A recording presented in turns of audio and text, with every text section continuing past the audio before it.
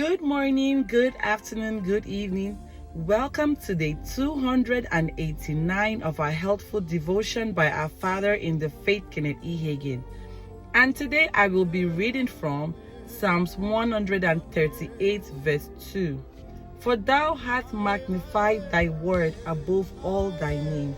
Today's topic says, what does God's word say? So much of the time, we accept the testimony of our physical senses instead of accepting the testimony of God's word. What does God's word say? Instead of stopping to ask ourselves that question, we let our physical senses dominate us.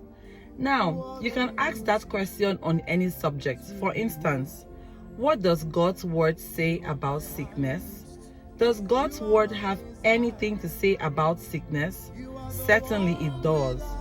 Don't spend all your time talking about how sick you are and what your symptoms are and what the doctor said about it. If you keep talking like that, you will die. In the face of sickness, stop and ask yourself, what does God's word say about this disease?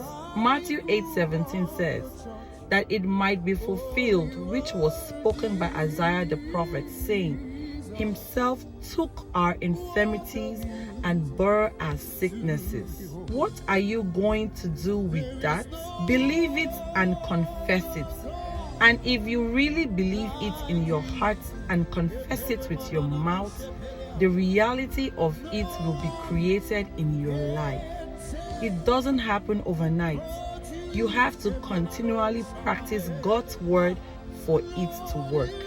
You may have to confess some scriptures for a while, but if you continue and don't give up, you will see the reality of it.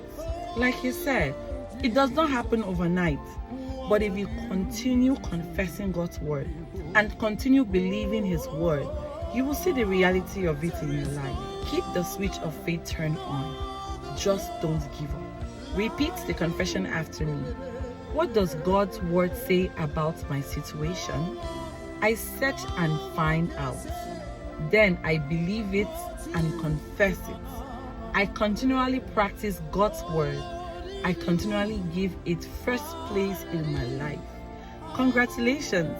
I will see you tomorrow for day 290.